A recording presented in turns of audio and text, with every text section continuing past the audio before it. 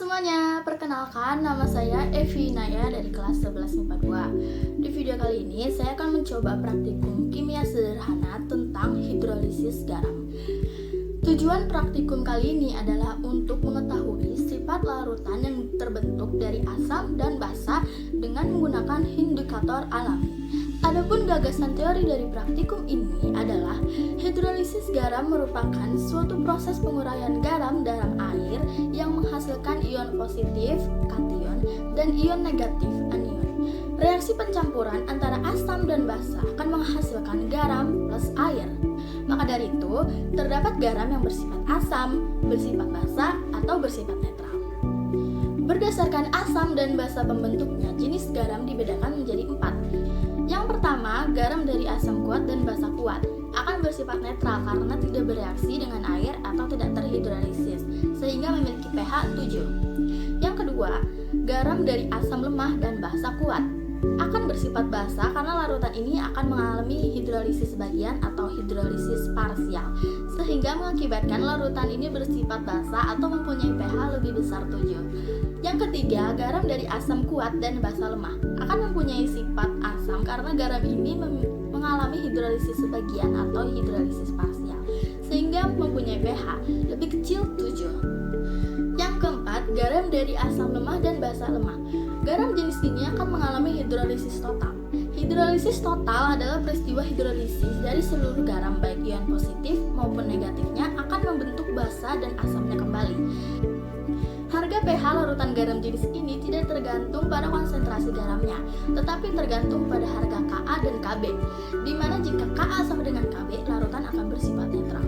Jika Ka lebih besar Kb, larutan akan bersifat asam, dan jika Ka lebih kecil Kb, larutan akan bersifat basa. Berikut ini adalah penentuan asam dan basa menggunakan indikator alami. Suatu larutan bersifat basa ditambahkan indikator alami, maka warnanya akan menjadi pekat. Yang kedua, jika suatu larutan bersifat asam ditambahkan indikator alami, maka warnanya akan menjadi sedikit lebih gelap. Yang ketiga, jika suatu larutan bersifat netral ditambahkan indikator alami, maka tidak akan menghasilkan efek warna. Jadi kesimpulannya adalah hidrolisis garam hanya akan terjadi pada asam lemah dan basa lemah. Baiklah, sekarang kita mulai praktikumnya. Alat dan bahan yang dibutuhkan adalah air, ekstrak buah naga, ekstrak kunyit, ekstrak bunga pacar, cuka, soda kue, garam,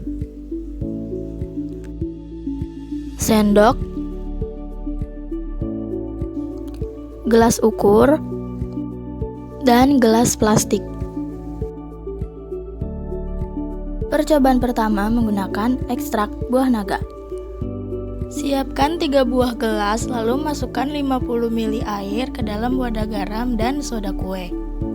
Masukkan juga cuka ke dalam wadah yang satunya lagi sebanyak 50 ml. Setelah itu, masukkan 1 sendok makan garam. Lalu masukkan juga 1 sendok makan soda kue.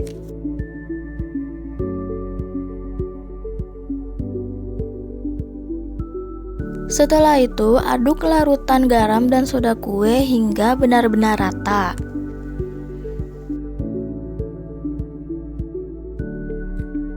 Setelah itu, siapkan ekstrak buah naganya, lalu masukkan masing-masing 1 sendok makan ke dalam semua larutan garam, soda kue, dan cuka.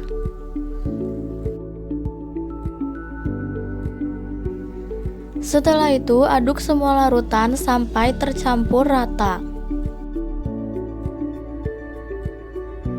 Dan inilah hasilnya. Pada larutan garam tidak terjadi perubahan warna, pada soda kue terjadi perubahan warna lebih pekat, dan cuka sedikit lebih gelap. Percobaan yang kedua menggunakan indikator ekstrak kunyit. Pertama, masukkan 50 ml air ke dalam wadah garam dan soda kue. Lalu masukkan cuka sebanyak 50 ml ke wadah yang satunya lagi.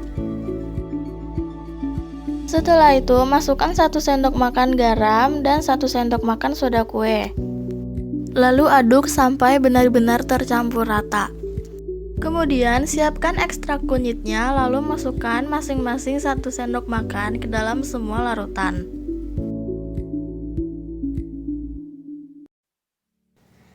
Setelah itu aduk semua larutan sampai tercampur rata. Pada larutan garam tidak terjadi perubahan warna. Larutan soda kue menjadi lebih pekat dan larutan cuka sedikit lebih gelap.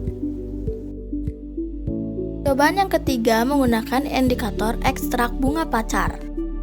Yang pertama, masukkan 50 ml air ke dalam wadah garam dan wadah soda kue. Kemudian masukkan cuka sebanyak 50 ml ke dalam wadah yang satunya lagi. Lalu tambahkan masing-masing 1 sendok makan garam dan 1 sendok makan soda kue. Lalu aduk hingga semuanya benar-benar tercampur rata. Kemudian siapkan ekstrak bunga pacarnya, lalu masukkan masing-masing 1 sendok makan ke dalam semua larutan.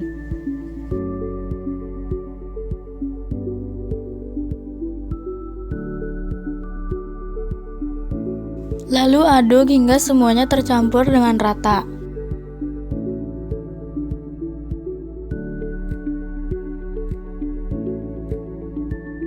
Hasilnya yang larutan garam tidak berubah warna, larutan soda kue berubah menjadi pekat, dan larutan cuka berubah menjadi agak sedikit gelap.